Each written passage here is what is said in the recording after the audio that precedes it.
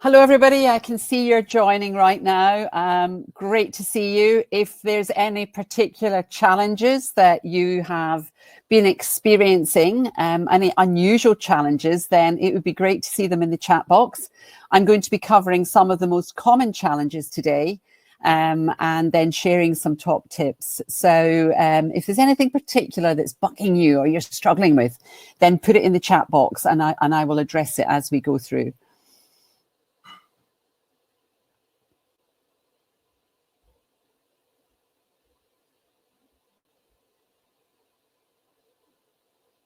And for those of you that don't know me, I am based in England. I am in a county called Buckinghamshire, which is about 50 minutes by train to London. So I'm really handy for our capital city. I'm in and out of London quite a lot. But you might hear from my accent that I have a Scottish twang, and that's because I was born and bred in Glasgow. And I actually spend a week every month when we're not in lockdown in Glasgow, seeing my family and working with clients up there. So I get to top up on my Scottish accent when I'm there, which is lovely. And I'm really enjoying working in two different areas and building up banks of clients in two different areas. And of course, because I talk the language in Glasgow, I fit in really well. And if you don't know much about Glasgow, the people there have got a wonderful sense of humour, very quick, off the cuff humour about everyday things, and they're incredibly warm, welcoming and friendly. So I'm quite enjoying the culture difference between London and Glasgow as well. So that's just a little bit about me. How I came to be running this webinar is that I was introduced to Karen a couple of weeks ago by a mutual friend, somebody called Paul Evans. Now, Paul Evans has teamed up with Carl Bates, and I'm sure many of you know Carl or have heard him deliver his wonderful webinars. I know he delivered one on Wednesday about your energy, and I'm going to be delivering another one on that same topic, but taking it deeper in a couple of weeks' time. So watch out for that. It will be called Maximizing Your Talent. And so Carl and Paul have teamed up to launch Contribution Compass, the profiling tool that Carl created, is being launched in Europe, including the UK, of course. Paul is heading up that, and I am Paul's head trainer. So I'm working very closely with him on delivering and marketing Contribution Compass throughout Europe. And I'm really looking forward to sharing a bit more about that with you. So we've just got a minute to go. So I shall wait until we reach 11 o'clock your time, which is 10 o'clock my time. I love the fact that we're so close in times. Very often if I'm running webinars with companies based in Australia or the States, I'm delivering at the end of the day because it's the start of their day. So this is near the start of my day. It's 10 o'clock. I'm very much a morning person. My energy is highest in the morning. So this suits me really well.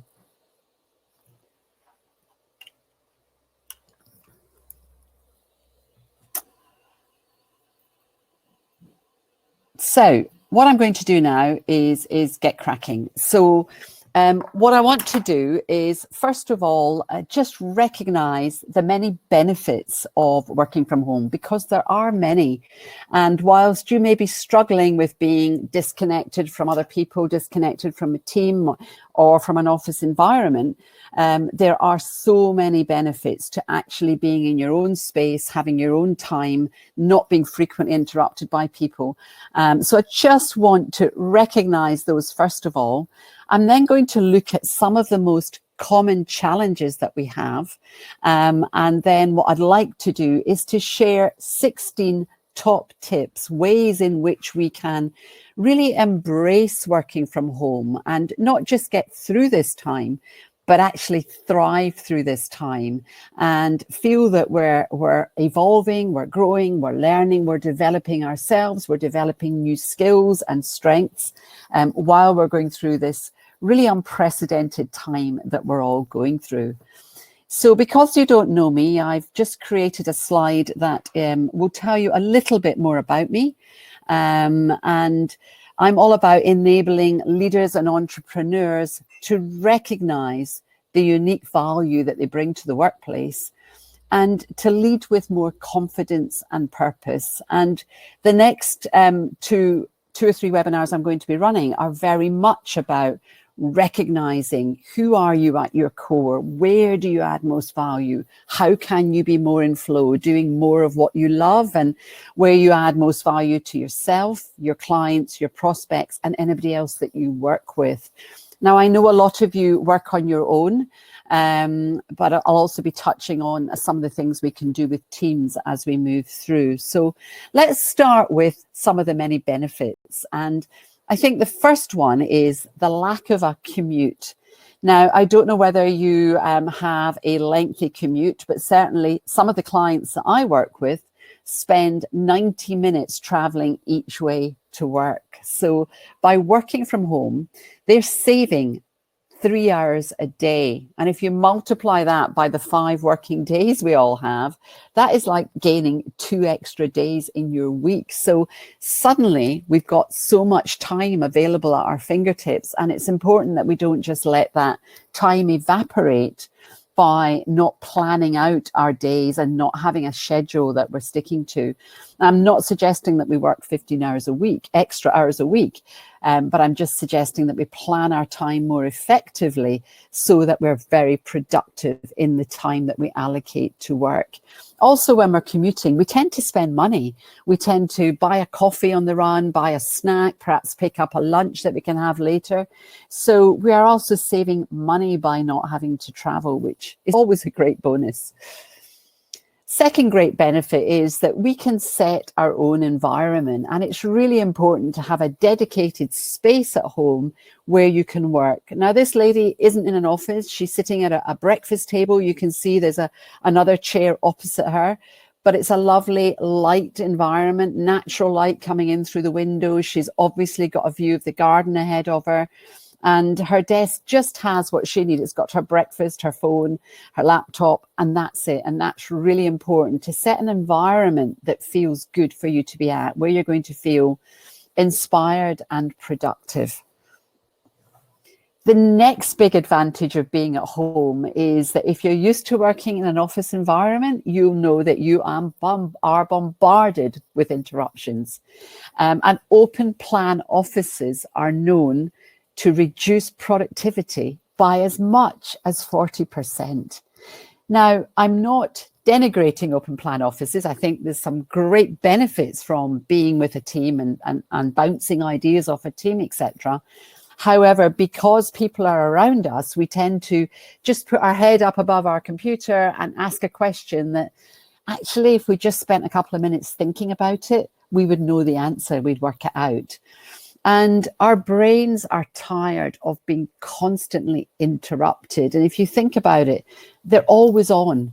You know, we have our phones beside us. They're constantly pinging in with email messages, social media posts, demands on our attention. And that, coupled with the email stream coming in on our laptops, means that our brains are constantly being diverted to those interruptions. And then when you add people coming and reminding us of meetings, wanting us just to check an email, sign a document, etc., our brains have never been so tired from being constantly on. So when you're at home, you set your own agenda, you can manage any interruptions from family, and it's a lot more peaceful working in your own environment without those constant interruptions of a team around you.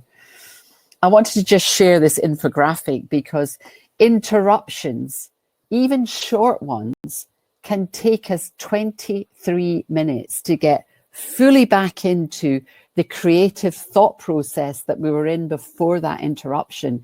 Now, if you think of the number of interruptions you get during a day, if it takes you 23 minutes to get back fully into flow after each one, no wonder a lot of workers are only productive about 20% of their working time. And just a short interruption, as short as 2.8 seconds, can mean that we're half as productive and that we're much more likely to make mistakes. So those are really incredible stats to think about. So if you are working from home at the moment, which I'm sure a lot of you are, make sure you're managing the interruptions that family might be creating for you. And I'll come on to that a bit more in my tips. Another great benefit is the fact that we can just walk out of our door, get into the fresh air. If you've got a garden, that's wonderful. If you haven't, just get out and walking around the block. If you're in an apartment block and it's a bit more difficult to get out and about, then just flinging open the windows and sticking your head out and getting some fresh air, it makes you feel good.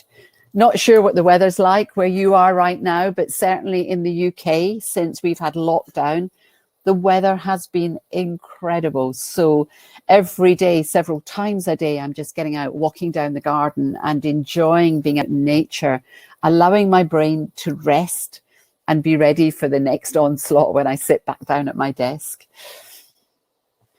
So we get better work-life balance. If we're planning our time at home effectively, we can plan in time for us, time for exercise, time for meditation. Again, I'll touch on this later.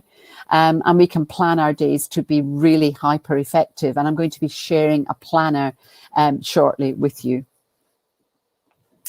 And then, of course, it's a wonderful opportunity to learn and grow. It has never been easier to tap into online learning than it is right now. Doing what you're doing right now with learning through webinar, but all the amazing YouTube videos, the podcasts that we can tap into. So I'm sure for many of you, you've downloaded online courses and never got round to actually doing them. This is a brilliant time to build in online learning into your schedule. So you're growing and developing your knowledge and your skill set while you're in lockdown.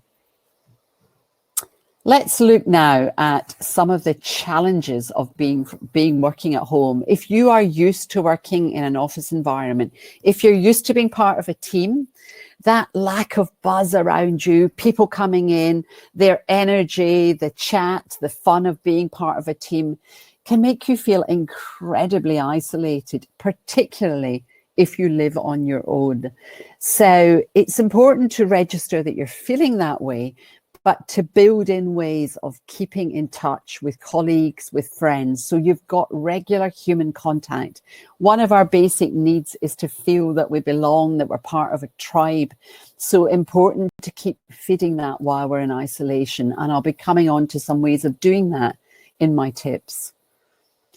Secondly, we can really miss the opportunity to just brainstorm ideas with people around us in live time, you know, to just run an idea past our colleagues, to ask them to check something you're just about to send out, to tap into their expertise. If you're working on something and you're not quite sure what the next stage is, there is nothing like just being able to bounce that about with people that know you and know what you're working on in live time. So important to stay connected with that team and to have regular contact so that you can still have that brainstorming with the people that know what you're working on and understand the work you're doing really well.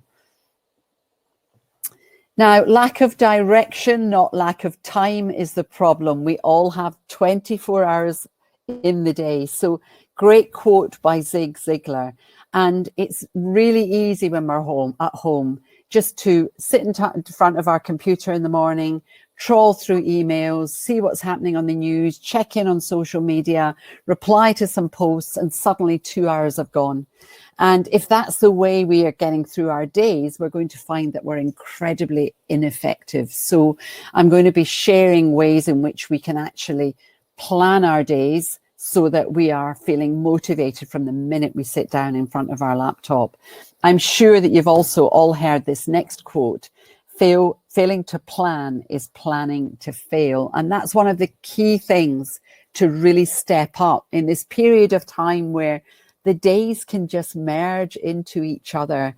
And it's really important to differentiate them and to have things that we're really looking forward to on a day-to-day basis.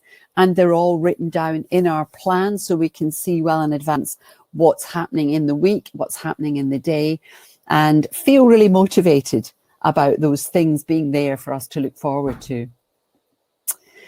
Then, of course, if you have children at home and a partner at home, then of course children, particularly young children, will equate having you at home to weekends and holidays, and that means fun, that means going out and about, that means they've got your full attention, and they will find it quite difficult to manage you working from home. So it's really important to share with them why you're having to work at home, to discuss with your partner, if you've got a partner at home, when you're going to work in the day, when they're going to work in the day, so that one of you is point of contact for the children, either in the morning or the afternoon, and the children know who to come to if they've got questions, they need help with anything.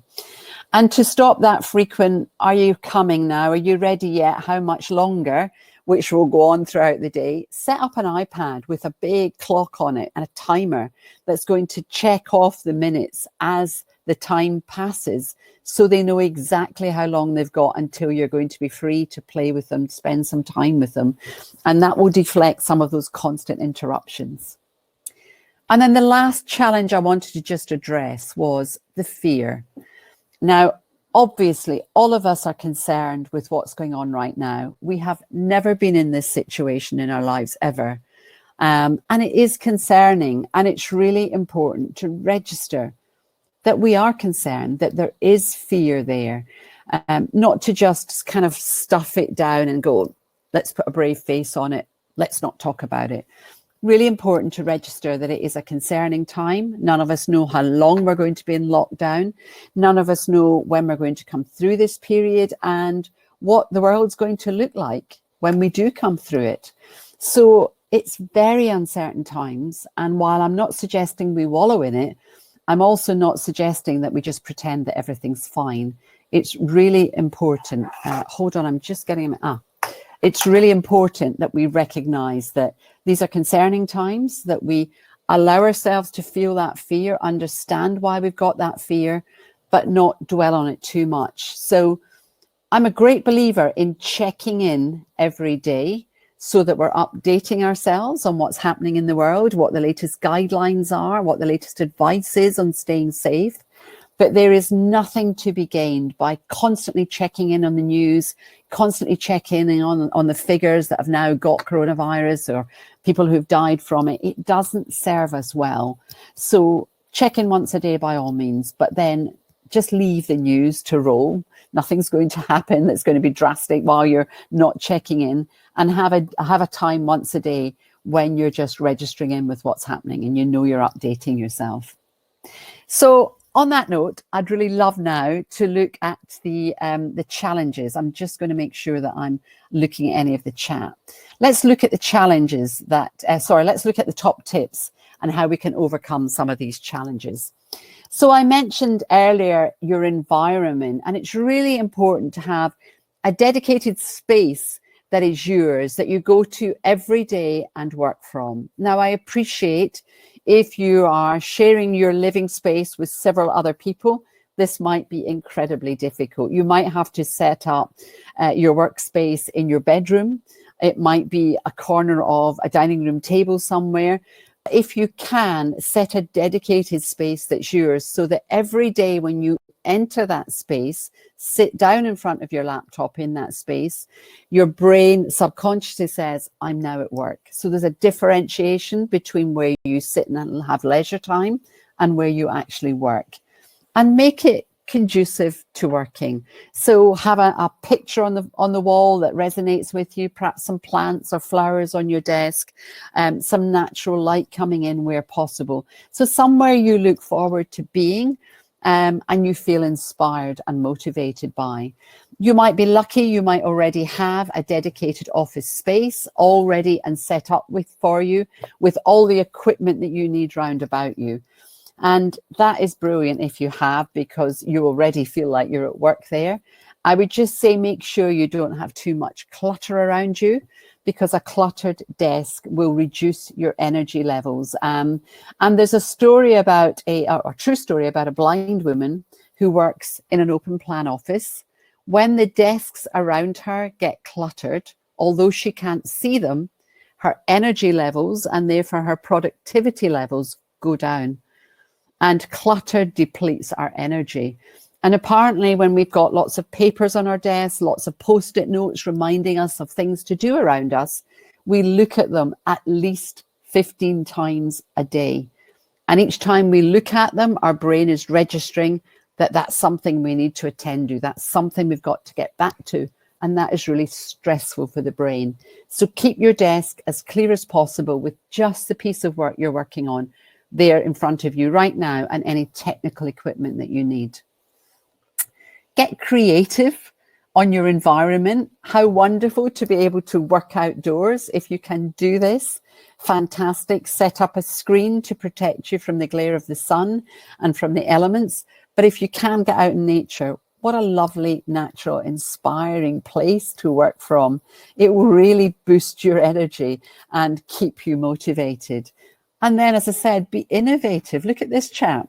He's got a special frame attached to his balcony, which is perfect for his laptop, his water, and again, he's out in the fresh air. And then I just want to share where I work from. This is my desk. I always have flowers and a candle and some crystals on my desk. I have my big bottle of water so I can stay hydrated. And I look out on this wonderful view. What you can't see is to the right of my screen, I have a lovely old tree and I've got 2 bird feeders on there.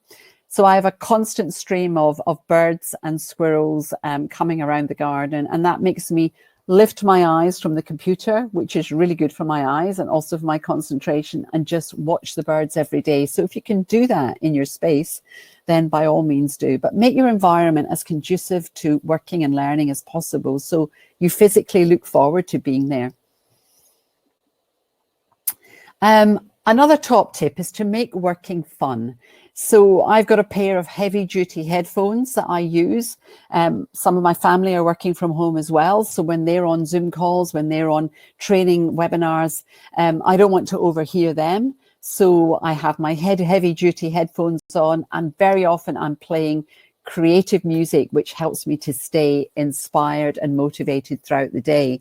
I also like to brainstorm my thoughts. So when I'm creating webinars, as you can see from this document, when I'm creating workshops or talks or just brainstorming an idea that's ticking around in my head, I get a big A3 pad of paper and I mind map it. And I use lots of colored pencils because our brains are visual. They register much more with visuals, with pictures. And so much better to do that than just to type things up. It's important, obviously, to capture our thoughts in a typewritten document, but much easier to spark up our creativity through mind mapping. So make working fun. Now, I mentioned a planner. So instead of just drifting through your days, doing a few tasks that you know you need to do, this is a great way to plan your week and also to plan each day. And I have put this template in the files that are available for this webinar, so you can access this straight away. So the urgent box is anything that I really need to get done this week, things that I must complete this week. So that's all the things that go in there. The important tasks are the tasks that I really want to get onto. I'd really love to get some of them done this week, but they're not as important as the urgent tasks. So the urgent tasks get done first, and then I go into the important. The pending tasks are anything that I'm waiting for more information on. So I might need to do some more research before I can move that forward. I might be waiting for a piece of information that I've asked for.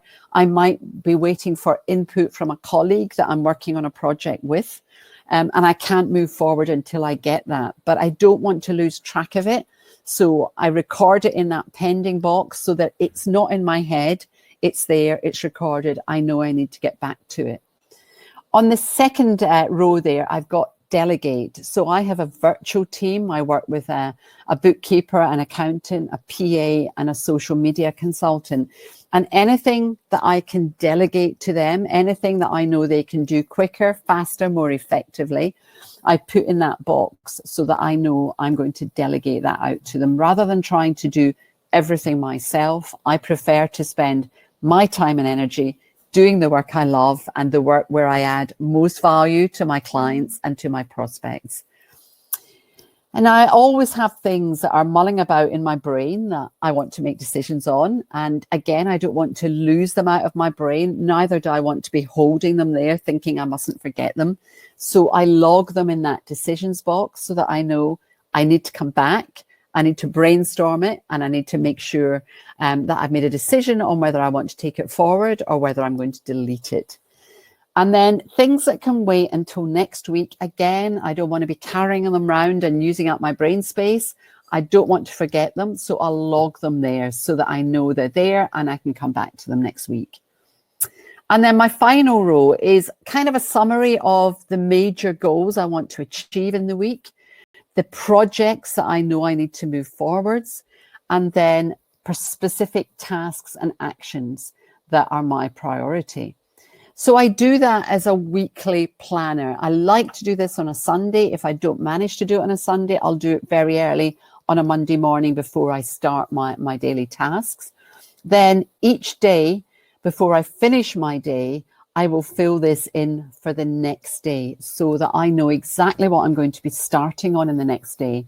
That means the minute I sit down at my desk, I'm focusing on my urgent tasks as identified the day before. And when you're immediately productive from the moment you sit down, you just get into a really good rhythm. You don't have to think about what you're going to do that day. You're immediately active. And as you can see those urgent tasks being completed, that really spurs you on and motivates you to the next task on your to-do list. And at the end of the day, when you review it, you feel really good because you can see what you've ticked off on that list. Now, another way to work really productively it's to work in blocks of energy. I'm going to come on to that in a future webinar. But what I'd like to talk about is managing your energy. It is too easy when we work from home to get into our workspace, to get our head down and to just keep going until we're desperate to go to the loo or we urgently need a cup of coffee or a drink of water. That's not a productive way to work. There's been masses of research done on this, and the latest research shows that the optimum time to work for is 52 minutes. Now that sounds incredibly precise, but they've done loads and loads of surveys and studies, and 52 minutes is the time frame that our brain is most active for. After that time period, our brain is starting to get tired and it's less productive and less creative. The optimum time to take a break for then is 17 minutes. Now that probably sounds a huge amount of time because you're probably used to just going to the loo, grabbing a cup of coffee or tea and getting back to your desk and having 5-minute breaks. But they have found that having that length of break allows the brain to download and process what you've just been working from, to have some rest time and to be ready for the next phase of work so that when you get back to your desk, you're straight into your creative brain space. So that time is optimum. If you think about it, by the time you walk away from your desk, fill the kettle, boil it, make a cup of tea, perhaps go to the loo, walk outdoors, get some fresh air, think about what you've been doing, think about what you're moving on to. You're talking about, 12, 15 minutes anyway. So just try it. And a way to introduce this as a new habit is to set a timer on your phone so that at 52 minutes, it rings and you know you've got to take a break. The impact of setting that timer is it will make you work far more productively in that period of time because you've got a deadline. When we're not working to a deadline, it's easy just to let the time float by. So introducing this as a habit will be a great way to set yourself up more effectively for when you return to normal working, whatever that's going to look like in the future. Now, if you are in the middle of something really creative and you're absolutely in flow, then of course, by all means, work on. But try not to work on too long beyond that 52 minutes because your creativity will actually drop. So let's move on to the next benefit. Now, at the moment, our immune systems need to be as robust as possible so that we can counteract any bacteria that comes our way, and obviously COVID-19. We want our immune systems to be as strong as possible so that we can A, resist the virus, or B, if we do get it, so that we can get it at a minor level and recover as quickly as possible. Good nutrition is a huge part of bolstering our immunity. And if you've ever worked with a nutritionist, you will know that they recommend eating a rainbow.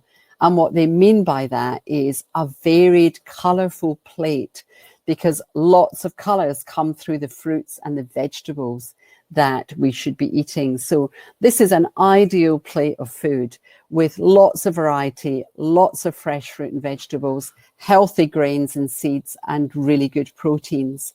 And the way to manage your nutrition during this period of time is to plan it in advance. So either the night before or early morning before you start your work, prepare lots of fresh fruit, vegetables, so they're ready in the fridge, so that when you're hungry, you can grab them as a snack rather than the default of the heavy carbohydrate snacks like toast or sandwiches, which will raise your blood sugar, but then plummet it again, which is why we often have that after lunch slump. So plan your food so you're eating really well. Apart from anything else, it makes you feel that you matter because you're investing that time in your greatest asset. Now, I have a question for you. I'd like to ask you how much of your brain you think is water. So just put a percentage in the chat box. I'm going to stop for a second and allow you to do that and top up my brain's water content.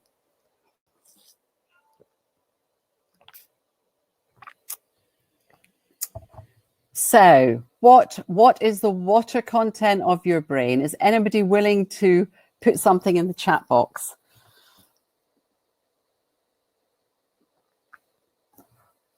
Okay, either I'm not seeing it or nobody's offered a percentage. So the percentage of water in our brain is 85%. That is massive. So we need to be topping up our water content every single day. Now, the recommended intake is 8 glasses of water, but how big is a glass of water? So it should equate to 2 litres over the day. And a great way to measure that is to have a container that you top up during the day and you know exactly how much is in it. Now, this container here holds 800 mLs of water. So I know that I have to have 2 of these and then an extra 400 mLs of water during the day. So I make sure that I have one of these every morning. By 12 o'clock, I've finished it. I'm topping up again. So by 4 o'clock in the afternoon, I've finished another one. And then I add another 400 mLs, which I am drinking up until 8 o'clock. So I'm making sure I'm getting my 2 litres every day. And that is so important. You will find that your brain works so much better if you're keeping it hydrated. And here are just some of the impacts of being dehydrated. Just when your brain depletes by only 1% of water, you're likely to have a 5% decrease in cognitive brain function. Other symptoms of a lack of water are fatigue and memory problems.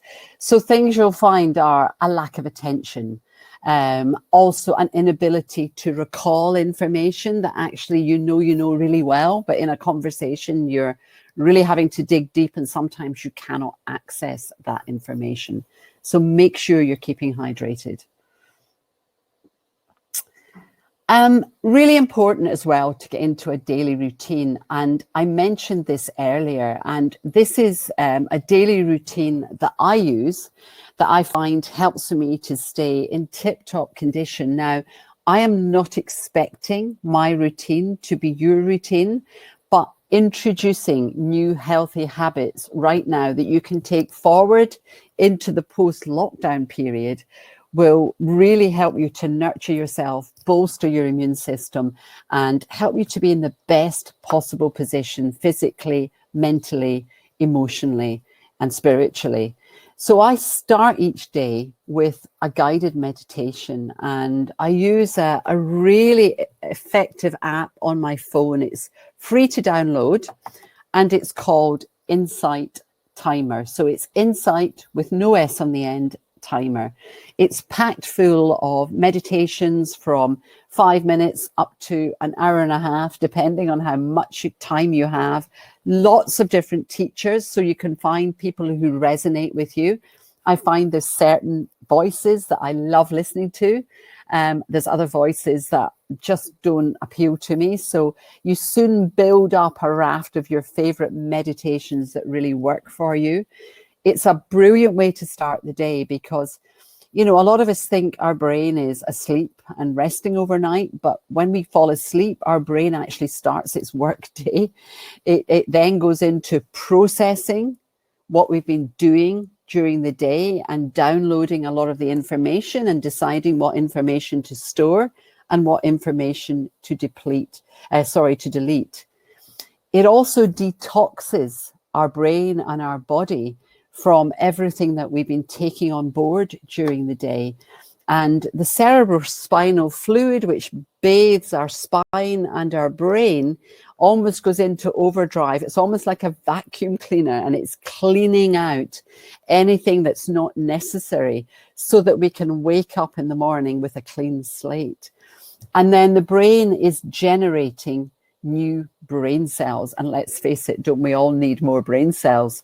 So waking up and jumping out of bed and getting straight into your busy day is not giving the brain time to transition from all that overnight activity and start the day effectively. Whereas meditation allows the brain just to get rid of the last bits of work it's been doing and to be clear and ready for the day ahead. Then a wonderful way to start the day, particularly right now, is to write 5 things down you're grateful for. And starting the day with an attitude of gratitude brings a whole new perspective to that day. It doesn't need to be anything major. This morning, I was grateful for waking up to another beautiful sunny morning. I was grateful for a really good night's sleep. I was really grateful for 2 fantastic coaching sessions with lovely clients that were really impactful for them and how much they've grown. And I was really happy about this webinar today. I was really looking forward to it. So it can be major things. It can be very simple things. I think my 5th one was having a really nice hot cup of tea beside my bed. But just writing those things down makes you feel better about your life and about the day ahead. And if you're having a tough day and you go back and you read some of the days where you've written down what you're grateful for, it really lifts your mood. Another thing that helps to motivate you is journaling. Excuse me. And there's no right and wrong to journaling. It's not a science. It's literally just brain dumping your thoughts. Again, it's a great way to get rid of the jumble of thoughts that we all have, to put them on paper, to give you time to think a little bit about them, analyze them, think them through. And sometimes you'll come up with some great ideas as a result of journaling. Now, one thing I would say is that while you're journaling, if you do come up with things that you think, oh, I really must action that, I must do that, or I must follow that thought and analyze it a bit further, excuse me, then just capture those actions. But when you finish journaling, don't reread what you've written. Think of it as, I've downloaded that jumble of thoughts. If I now just immediately read it, what I'm doing is uploading them back into my brain and filling my brain up again. It's absolutely fine in, 2 or 3 weeks' time or 2 or 3 months' time to go back and look at where you were so you can see how far you've come, but don't reread them on the day. Then the 4th thing I love to do is a bit of yoga and exercise. And it's a routine that I worked out a couple of years ago with a personal trainer.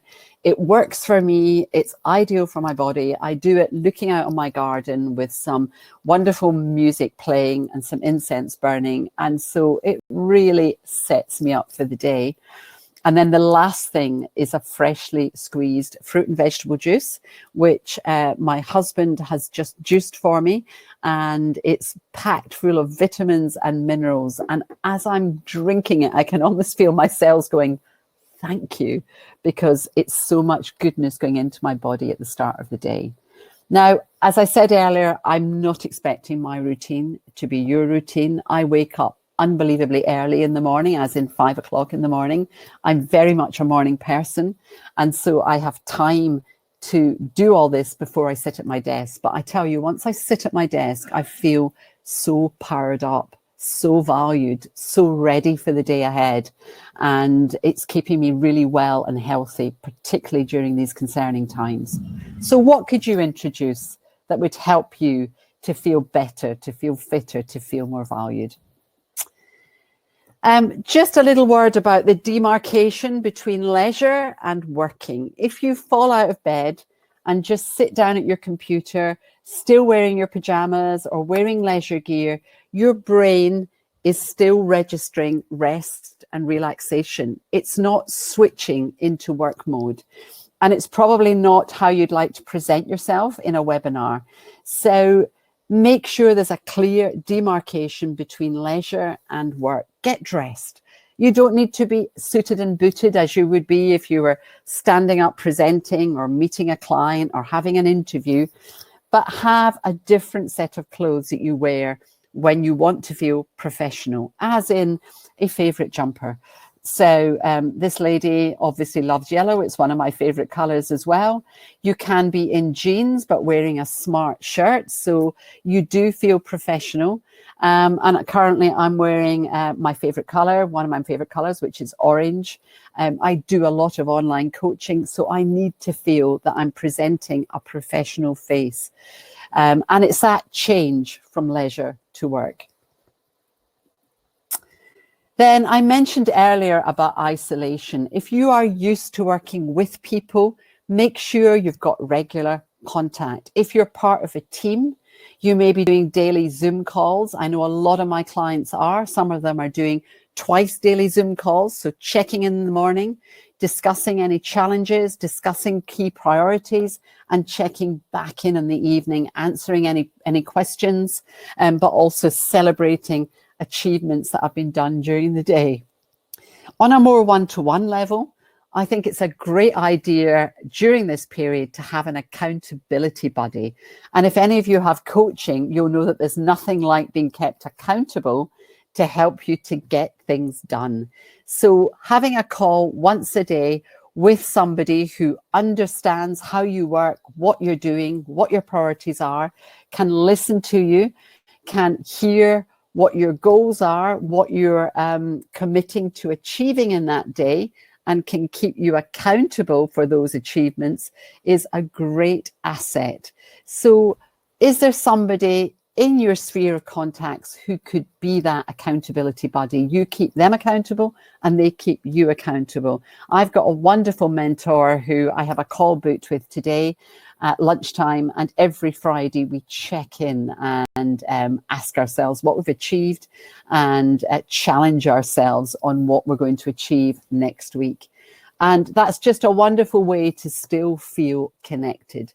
I'm sure a lot of you are also having online calls with family, with friends.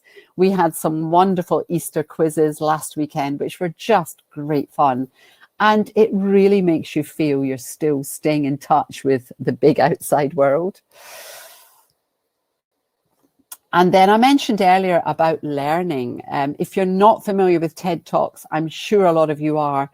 YouTube is packed full of wonderful, inspirational talks.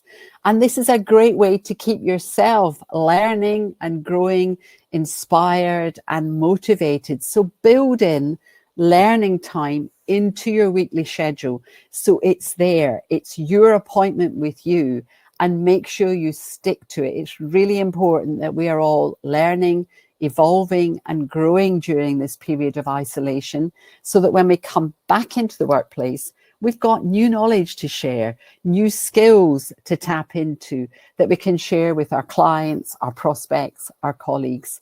And again, as I mentioned, webinars, podcasts, YouTube videos, they're all there. It's never been easier to learn than it is today. So make sure you keep learning and keep it as part of your daily schedule. So Also, I think it's really important to appreciate, if you're part of a team, appreciate the people that you work with, appreciate people who are helping you. These are just some stats from the Harvard Business Review, the neuroscience of trust. And, appreciation is the greatest driver of engagement and trust. So the Harvard Business Review said that people in high trust companies are 71% less stressed. They've got 106% more energy at work. They've got 50% higher productivity, 13% fewer sick days, 76% more engagement, and 10% less burnout. Huge stats. So make sure, if you are part of a team or you're running a team, that you're showing your appreciation on a regular basis. I'm just going to flash over that one because I can see we're getting short of time. So appreciation, as I say, one of the greatest drivers of engagement. So really important to say thank you often to people. You're not having that high five that you get in the office every day when people do something. So important to recognize a job well done and a goal achieved, and to celebrate those weekly wins and let people know on the regular calls what's been achieved, who's achieved a goal, who's met a target, who's gone above the call of duty. And then also, if you're leading a team, make sure you're giving clear directions and checking in daily to answer any questions or issues. And then share your vision. A lot of people are feeling very nervous about the future right now. They're not very sure about what's going to happen when we come out of lockdown. So share what your feelings are about how the future is going to leave for the business and for the team. So I have some special offers for you. I'm just going to flash them up here on the screen. My Becoming More Significant program, which I'm going to be running a webinar on next Wednesday. It's all about connecting more with who you are at your core, really recognizing the unique value that you have to offer and being able to share that in an authentic way. I'm then offering a power hour. I realize that a lot of you are being very careful with investing your money at the moment when the future is so uncertain. So I've got a massive reduction on an hour to really review where you are now, to think about where you're going in the future and how you're going to get there. And then if you've got a group or a team, I'm running a whole series of masterclasses, and you can find out all about these on the link. And I'm also going to be sending a follow-up email with all these tips recorded, and these offers will be on there. So the Becoming More Significant webinar next Wednesday at 11 a.m. I've talked a little bit about that already, but it also touches on developing your confidence, self-awareness, self-esteem, how to make the first impression every time, and how to be seen as an expert in your field and be remembered for all the right reasons. So I hope many of you will be able to join me next Wednesday. Now, I just wanted to close with a few thoughts I recorded when I brought this together.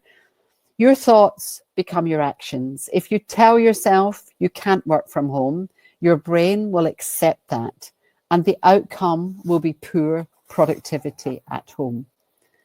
So embrace the many benefits of working from home that we've touched on. Savor the connectivity we have with our colleagues, our clients, and our prospects. It's never been easier to stay in touch.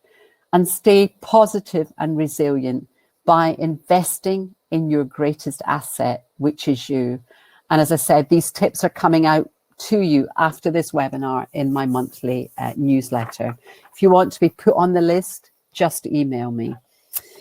Remember, we're part of history in the making, and in years to come, children will learn not only about how we survived through this period, but how we thrived through these challenging times. And we can go through these times in fear and negativity. You can complain about things you can't do, the people you can't see, or the material things you can't buy. And in so doing, not only drain your own energy, but also the energy of everybody you interact with. Stress also depletes our immune system, and God knows we need our immune systems to be stronger than ever right now. So start the day with gratitude for another day to live your life, to create and communicate and to evolve and grow. We are being stretched in a way we've never been stretched before. We are tapping into hidden strengths we didn't know we possessed, and we will come out stronger and wiser as a result. And I just want to finish on a great quote by Oprah Winfrey.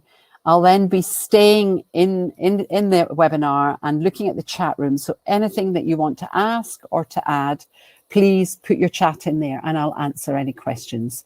So thank you for joining me. Stay safe, stay well. And here's the wonderful Oprah Winfrey. Be thankful for what you have. You'll end up having more. If you concentrate on what you don't have, you will never, ever have enough.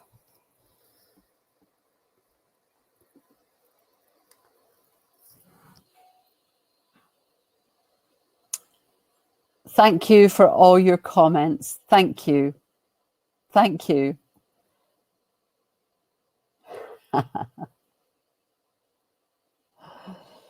Charles, recommend any motivational podcasts. I tend to use YouTube videos more, and all the TED Talks are absolutely amazing. I would recommend a wonderful lady. Oh gosh, her name has just escaped me. It's going to come to me in 2 seconds, and I will add her. But you probably know Brené Brown. She has some wonderful YouTube videos. It's going to come to me in 2 seconds and I will add it. But also Insight Timer has got some amazing podcasts, and I really, really recommend going on there and just finding what connects with you most.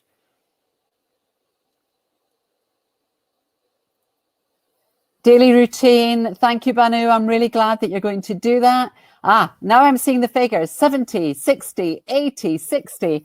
Okay, that was for the hydration or the water content in the brain. As you know, it is now 85%. So please up your water content. Shane, you put 90%. You were the closest. And Dion, 90%. Oh, 98, Rodney. Brilliant.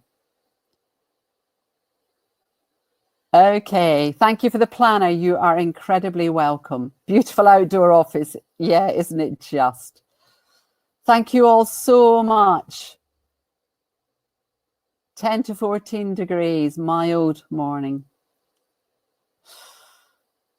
Thank you for your comments, everybody. Half of my family is Scottish. Love Glasgow. Monique. Wonderful. It's such a fantastic, buzzy, lovely city. Great to hear from you all. Thank you so much. And I do hope that you can join me on Wednesday at 11 when we're going to be talking about becoming more significant and being more of the person you were born to be, living life to the full, loving what you're doing, and really having an impact on the people that you share your lives with. So take care, everybody. Keep investing in yourself, and I look forward to seeing you on future webinars. And thank you for all your lovely comments. They are most appreciated.